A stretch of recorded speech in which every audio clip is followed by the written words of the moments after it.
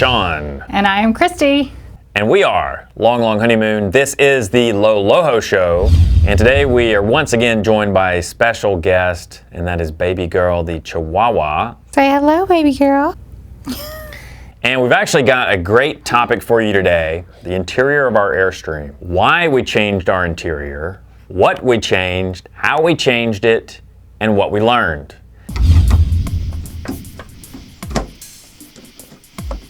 Why did we make changes to our Airstream interior? Well, why didn't we do it sooner should be the question. Our Airstream is a 2003 25-foot classic. The classics are the traditional Airstreams. We have real wood cabinetry, which I think is a plus. But for the model years, sort of turn of the century, early 2000s, those interiors were looking pretty long in the tooth. Yeah, our 2003 Airstream, when you stepped inside, to me it felt like it was like 1987 in there.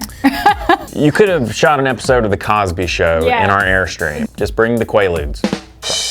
Terrible joke. Terrible Bill Cosby joke. Anyway, our interior was just looking really dated. I think our model year, even when it was brand new, it looked kind of old, if you know what I mean. Right. Maybe a matter of taste, but there was a lot of shiny gold, and there were some really discordant aspects to it, like we had gold pulls on the handles, and in the bathroom we had brushed nickel. And we really made changes for two reasons. One, cosmetic, which I realize is a first world problem. But if you spend a significant amount of time in it, you want to look around and like what you see. The whole point of owning an RV is having your own space that you can customize to your desires. It makes it feel like home. And then on top of that, there were certain functional aspects to the original interior that just didn't work very well. For example, consider our original bathroom faucet, if you will. Yeah. In fact, I have that device right here. It looks like... Don't even say what it looks like. It looks... Let's Stop just it. say... What? Stop. As Freud said, sometimes a faucet is just a faucet. It looks like a prop from an X-rated Transformers movie, or something you could submit to the Museum of Modern Art probably as a display. In fact, I may do that. It's like silver and gold on top, and this is like acrylic right here. It's just screams the 80s. I don't know how it made it into a 2003 model. But really the problem is not only the appearance of the faucet. He's drooping a little now. He's sad. This was really too close to the wall, so when you reach to grab these knobs, inevitably the wallpaper was getting wet. So this is an example of a functional problem.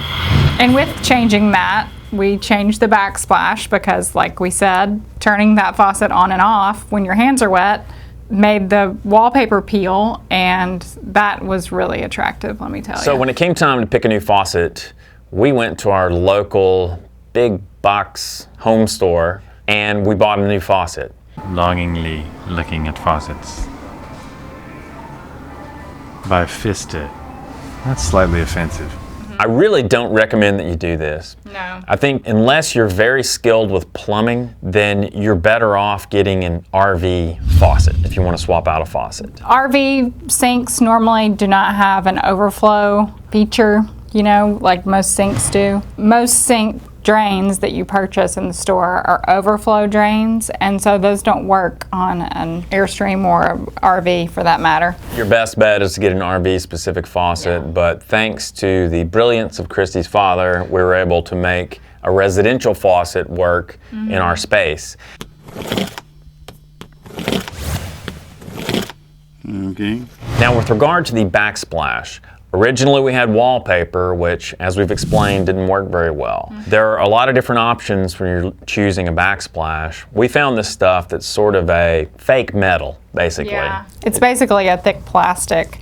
It's made to look almost like metal ceiling tiles, and a lot of people use them for backsplashes. You basically apply it with just some silicone or glue of some sort. So it's not permanent, you can peel it off when you get tired of it. So the advantages of this plastic backsplash are, first of all, It's cheap. It's cheap. Really cheap, like 20 bucks a square. We didn't need very much. It's completely water resistant. It's lightweight. Super lightweight. And it's very durable. So it's really perfect for RV application. It comes in, I think, like 8 or 9 different colors. So they'll have something that you'll like. So our changes started in the bathroom, and then when we started making those changes, we realized that switching over to this more of a bronze look needed to be consistent throughout our Airstream.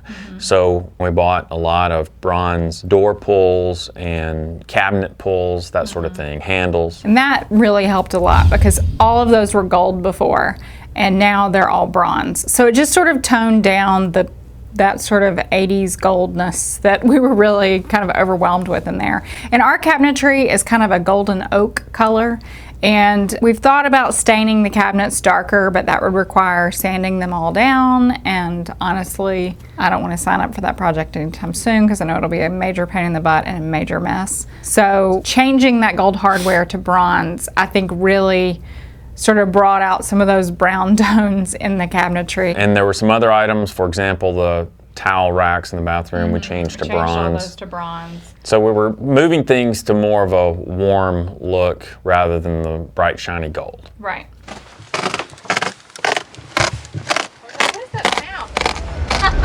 Wait, are you sure you want to do this?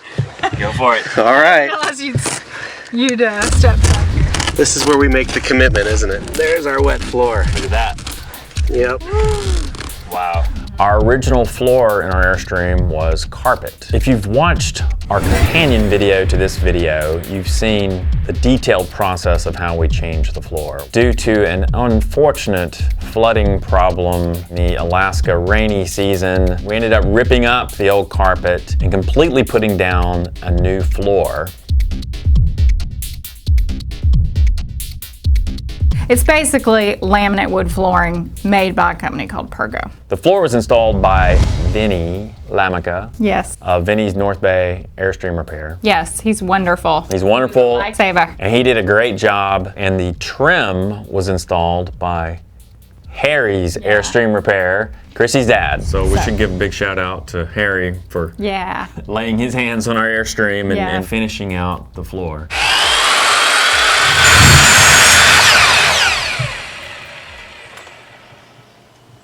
Now, at this point, we've had a couple of years of experience with our floor, and I think our experience has been uniformly positive. I don't really have a single complaint about the floor. No. It's been a big upgrade. It's Super easy to keep clean, Yeah. for sure. Looks better. You know, I mean, when you get up and it's cold and you've got bare feet, yeah. It's colder. It's cold. But in the grand scheme of things, put on some socks and you're fine. Floor was the biggest. I mean, that was a major, major change. Really made it feel like a new camper. I think we're gonna like this color better. Yeah, it's got a little more personality. Yeah, I think that looks more pink and that looks more tan, don't you think? Yep. Ready? Yep, this is big.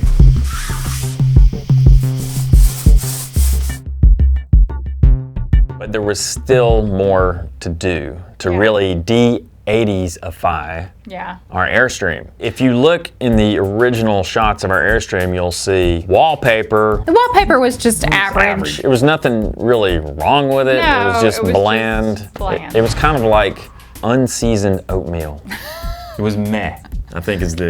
It was meh. You know, it was like that's what it was. Yeah, The but it looked a little wallpaper- dated too because it was a light cream color and it had these very faint outlines of leaves, and it just looked, you know, dated. But worse than the wallpaper was the faux wood. Yeah, faux wood walls. I mean, really, there's nothing positive you can say about the faux wood. It doesn't really match up that well with the real oak. wood. So no one is fooled by the faux wood. It's just a fake like wood sticker put on some Yeah. press board. Let's Yeah. be honest. So I I think was really tired of looking at the faux wood. In fact, that's what spurred me to do this change because I was just like, I can't look at this faux wood for another year. And so then, on top of the faux wood, the final issue was the upholstery and the fabrics. The fabrics on the sofa and also the cornices, which are the little fabric coverings above the windows. those were kind of showing their age too. Yeah, they weren't that bad in the living room, but in the bedroom they were like this green and beige stripe. We contacted some places around town about recovering the sofa and recovering the cornices. We found numerous people that could do it, but they couldn't do it for months down the road. You know, they were totally booked. And so we thought, well, what can we do to live with this for the rest of the season and still make it feel updated? So here we have an idea that if you've ever restored a classic car, you may know something about. And it's a product called SEM Color Coat. It says changes or renews color on most plastics, carpet, vinyl, and velour. So it's like a fabric dye.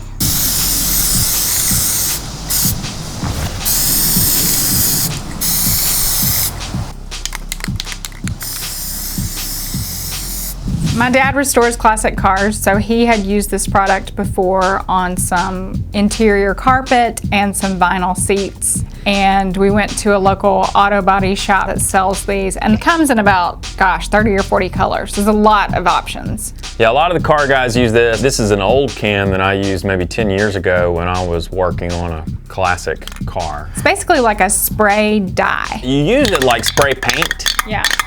but it's more of a dye, and you can actually use it to change the color of vinyl and plastics, as well as carpet and fabric. Yeah, it's about $16 a can.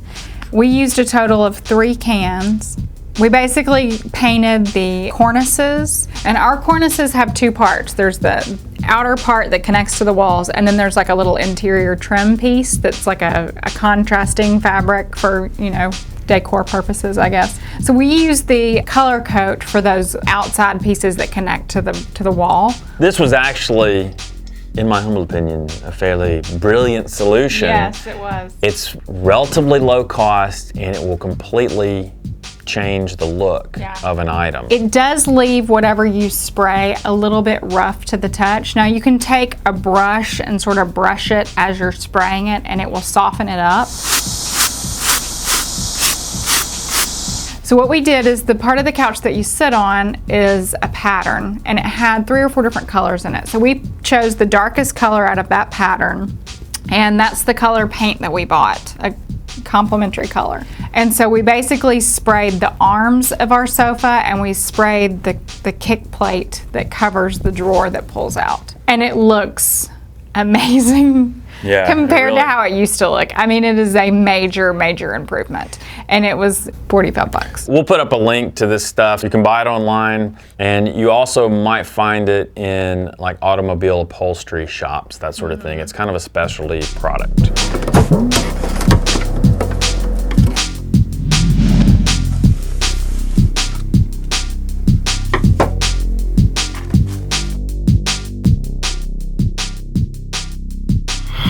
You know, as far as painting this faux wood, I was like, it can't look worse than it does now. I used 2 different colors.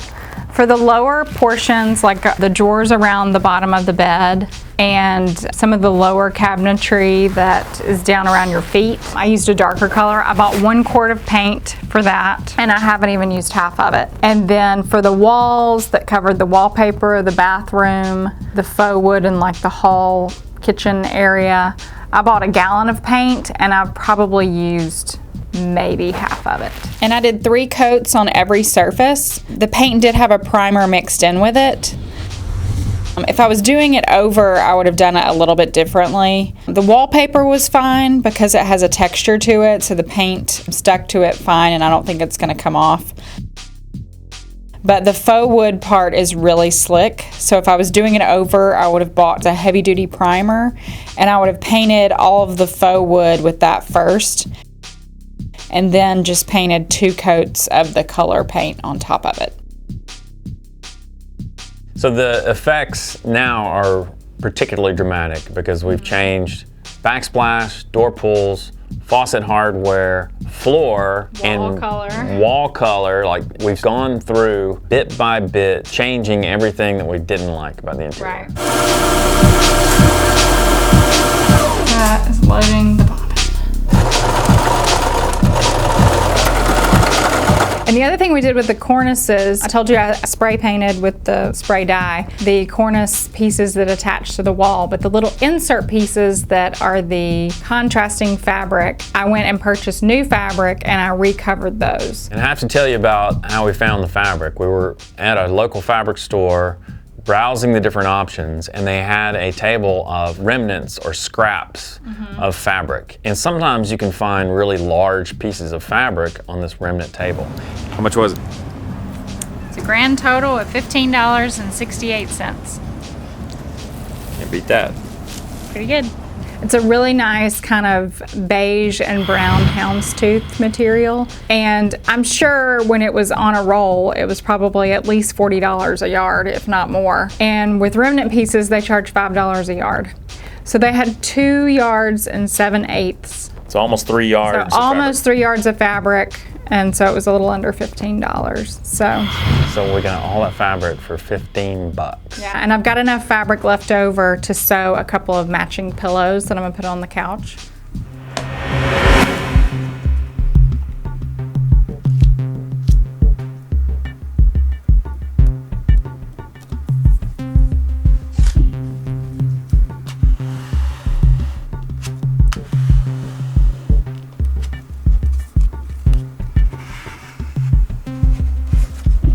We are going to take these vintage style postcards and we're going to decoupage them onto the tops of these tabletops.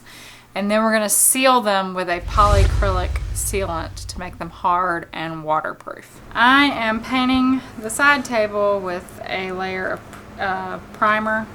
Bye-bye for wood. This is supposed to stick to glossy surfaces really well, laminate surfaces. So I did sand this briefly, but this is really like a laminate.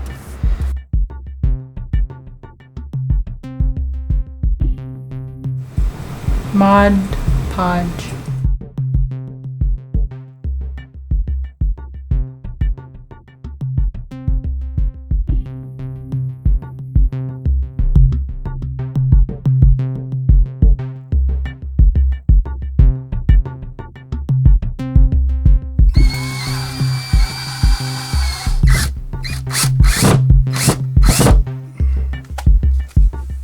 Well, we put these little decorative hooks in. My biggest concern about hanging hooks were them sticking really far out and potentially like bumping into them with my face or my eyeball or something like that. But we found these hooks that look like little trees, so they don't stick out too far and the edges aren't sharp, so we put those up just to have a few extra places to hang things. So we've really come a long way from where we started. I think our Airstream interior is always going to be a little bit of a work in progress. There's still other things we would like to tweak and modify. If you look at Airstream interiors, they've come out with a lot of different styles over the years, and some of them are very sleek and contemporary. We always wanted ours to be more of a cozy cabin. Because we spend a lot of time in national parks and a lot of times in the mountains, and so we sort of just wanted that warm, cozy cabin feel. So this is what we're gonna hang in the kitchen. It's kind of funny because we were at a rally about 5 years ago, and they had a happy hour where everybody would go from trailer to trailer and you'd meet people and you'd go in and look at their Airstreams, and so many people had so many really unique, interesting things that they'd done to the inside of their Airstream, and I was so embarrassed because our Airstream was so bland, very blah. And so now when I walk in, I'm proud of the way it looks on the inside. I think it looks cool. I think it's got some personality to it. That's how our Airstream got its groove back. That's right. Until next time. Yeah, please, if you haven't subscribed to our YouTube channel, it really helps us a lot. It lets us know there are people out there watching. If you're not subscribed to this, but when you subscribe, it's terrible. I'm just saying. I feel like we've got a little community on YouTube of people who get it. And if you're a subscriber, you're one of those who kind of get it. And hopefully we will see you out on the road. You have anything to add, baby girl? Baby girl says she's ready for some fried chicken. We are Sean and Christy Michael saying, Lo lo Lo lo ho.